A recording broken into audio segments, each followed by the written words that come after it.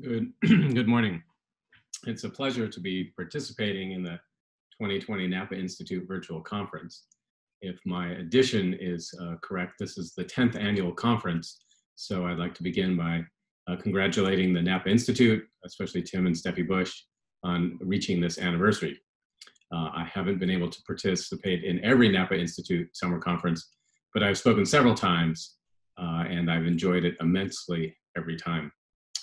I'd like to repeat now what I first told Tim after the first conference I participated. The Napa Institute has quickly become one of the preeminent hosts for a thoughtful conversation and teaching about Catholicism in the public square. I've always found participating in Napa Institute events to be a great inspiration, intellectually and certainly spiritually. My faith is always invigorated by the fellowship, especially the integration of the sacraments with the conference.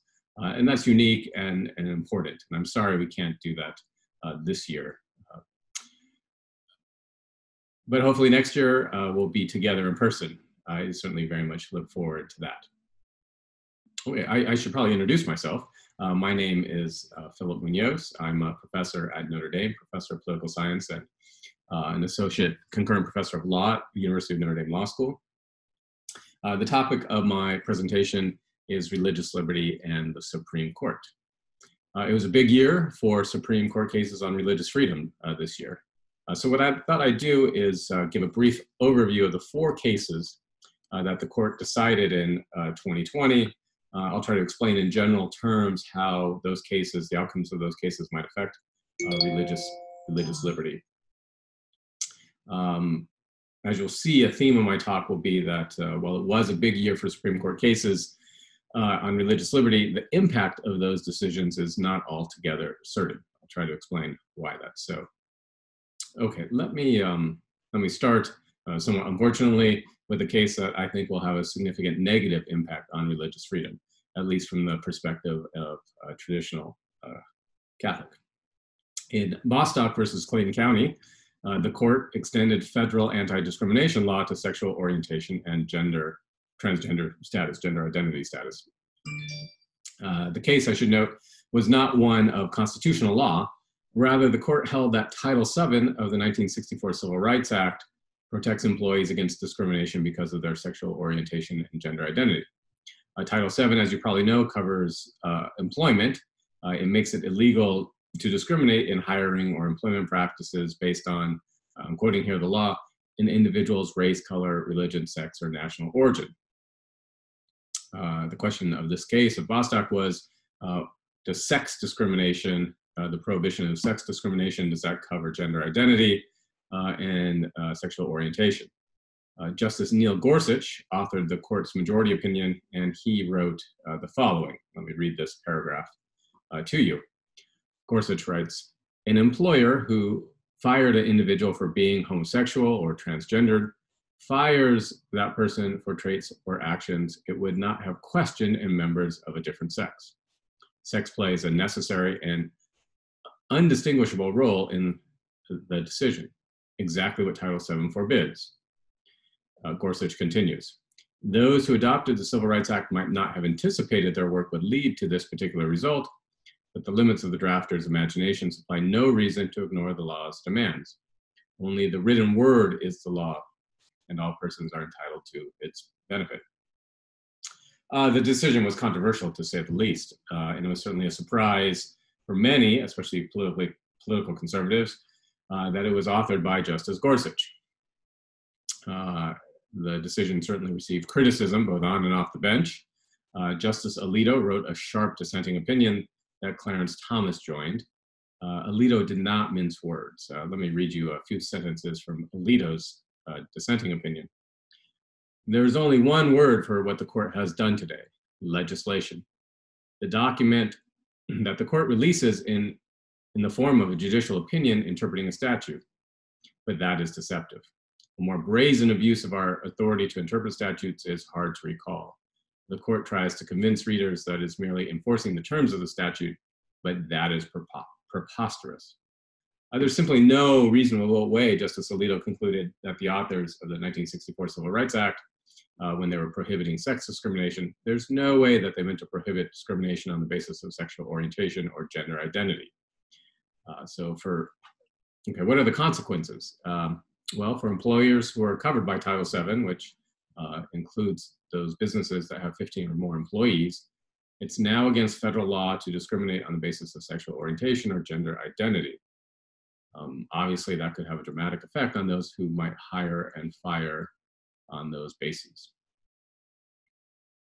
I should say it will also incentivize litigation and complaints on those bases, even if those bases have no grounding in actual fact. There's an incentive to target for aggressive political lawsuits, especially conservative and traditional Catholic firms. And undoubtedly, we are going to see litigation as a political strategy to go after conservative companies. Okay, the next major legal question will be, to what extent will religious employers and those with religious or moral objections be exempt from this law and as interpreted by the Supreme Court? In the Bostock decision itself, the court provided no religious exemptions. The court did note, however, expressly noted that the court was not asked to analyze the religious exemption issue, and so no argument was made on the issue. Under Title VII of the 1964 Civil Rights Act, religious organizations whose purpose or character are primarily religious, they are permitted to give employment preferences to employees of their own religion, but that this exemption does not allow religious organizations to otherwise discriminate in employment on the basis of, again, race, color, national origin, sex, or sex, age, or disability. I have to confess I'm not an expert in this area of law, but it seems clear that within the 1964 Civil Rights Act itself, there's no religious exemption or accommodation from the law as constructed by the court in Bostock. If a religious exemption is to be found, it will be created probably by the Supreme Court in a future case. And this relates to the next case I want to discuss. If Bostock went against the religious liberty interests of at least more traditional believers, the court's decision in Our Lady of Guadalupe School versus Morrissey Beru may bring some relief. Our Lady of Guadalupe involved a teacher at the school of that name. It's a school in Hermosa Beach, California. The teacher had brought an age discrimination claim against the school under the 1967 Age Discrimination in Employment Act. The school, I'm trying to remember the facts off the top of my head, the school had not renewed the employee's contract after it expired, and they cited her poor performance. She alleged age discrimination. The case got before the Supreme Court, and the question before the Supreme Court was whether the school was shielded from such a suit, on account of what's known as the ministerial exception. In a 2012 case called Hosanna Tabor, a unanimous Supreme Court found the First Amendment protects religious institutions to hire and fire their own ministers as they see fit. In that 2012 case, the court did not clearly spell out who is and who is not a minister for the purposes of First Amendment protection, but they did say that religious organizations are exempt from employment discrimination lawsuits in their employment of religious ministers. So the question is, who is a religious minister? In Our Lady of Guadalupe, that is the case that was decided just a few weeks ago, the court did not lay down a clear rule to define who is and who is not a minister for the purposes of First Amendment protection, but a 7-member majority did say that religion teachers in religious schools fall within the category of ministers. Justice Alito wrote the majority opinion, and he wrote the following: the religious education and formation of students is the very reason for the existence of most private religious schools, and therefore the selection and supervision of the teachers upon whom the schools rely to do their work lie at the core of their mission. Judicial review of the ways in which schools discharge those responsibilities would undermine the independence of religious institutions in a way that the First Amendment does not tolerate. So the ministerial exception, as defined by the Supreme Court, would seem to cover at least those who teach religion in religious schools. That's the main outcome of Our Lady of Guadalupe. Justice Sotomayor and Justice Ginsburg, it's worth noting, were the two dissenters, and they dissented vigorously. Okay, if you put two and two together, you can see what's coming next. What happens when a religious school, say a Catholic school, fires a teacher or is alleged to have fired a teacher for mission-related reasons on account of homosexual orientation or gender identity? That situation actually occurred at my own high school, Kennedy High School in Seattle, Washington. Has the school violated the 1964 Civil Rights Act as construed by the Supreme Court, or does that school have a First Amendment right under the ministerial exception to hire and fire for reasons of religious identity? I am optimistic that the religious school would win such a case, but candidly, we'll see. It's up to a majority of the Supreme Court. Only time will tell. Okay, there were two other significant church-state cases decided by the court in 2020. Let me discuss them relatively briefly. Little Sisters of the Poor versus Pennsylvania, and the Little Sisters won again. Our friends at the Becket, the religious liberty litigation firm, deserve much credit here. They've been on this case from the beginning. As most of you, I'm sure, remember and know, the Little Sisters of the Poor have been fighting the Obamacare contraception mandate for years. The Little Sisters, quite reasonably, do not wish to pay for artificial contraception for their employees. The Trump administration has been much friendlier to the Little Sisters than the Obama administration. The Trump administration sided with the nuns and others who are like-minded, and the administration put forth regulations in 2017 and 2018 to expand exemptions for employers with good faith objections to the contraception mandate, both religious and moral reason, for both religious and moral reasons, those who oppose to paying for artificial contraception. The states of Pennsylvania and New Jersey, however, called those accommodations an abuse of discretion, and they brought a lawsuit against the Trump administration. The case was actually decided on administrative law grounds, not on religious freedom grounds, though it was certainly a victory for religious freedom for the nuns. The court found 5-4 that the rules put forth by the Department of Health and Human Services in the Trump administration and other departments in the administration were valid, that they had the authority under the law to issue them, and that there were no procedural issues under the Administrative Procedure Act, as had been alleged. So the Little Sisters of the Poor won, great victory for them. The larger religious freedom issues, however, are certainly not resolved. Most obviously, we have an election in November, and a Biden administration would almost certainly undo the Trump administration's religious and moral exemptions from Obamacare, and that would spark yet another round of litigation. So congratulations to the Little Sisters of the Poor. I'm afraid the saga will continue. Okay, a final case to discuss, Espinoza versus the Montana Department of Revenue. This is a case that could have profound implications for school choice and state funding of religious schools. The court held 5-4 that the state of Montana violated the First Amendment's free exercise clause when it excluded religious individuals from participating in a tax-exempt scholarship program.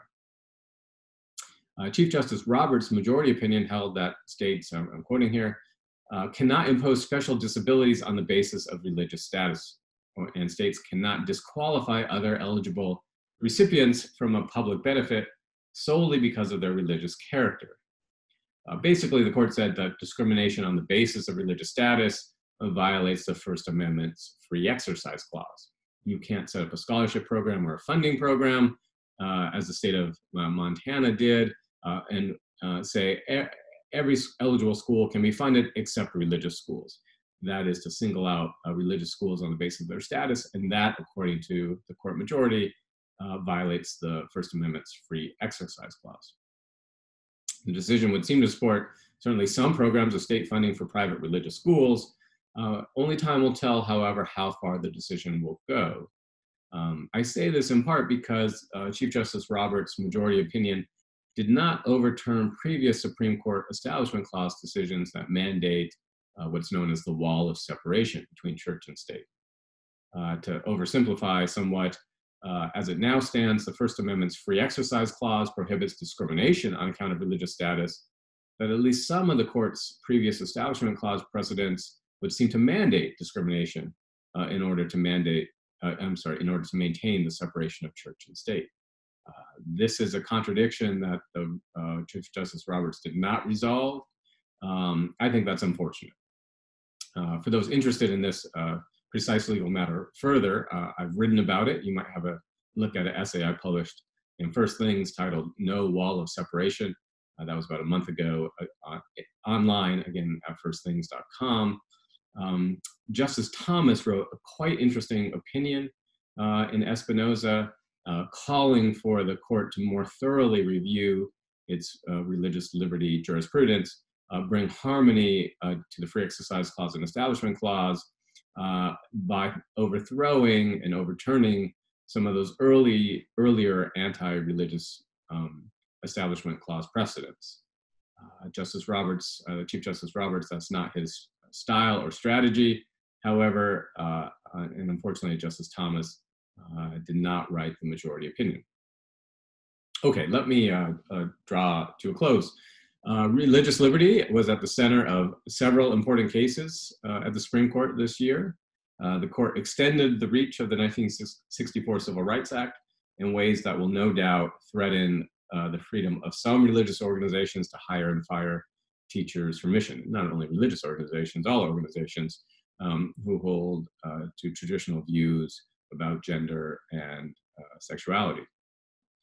At the same time, the court indicated that religious schools, at least, would be shielded to some degree from this extension of non-discrimination law. The Little Sisters of the Poor won again, but could lose big if Trump loses his re-election bid.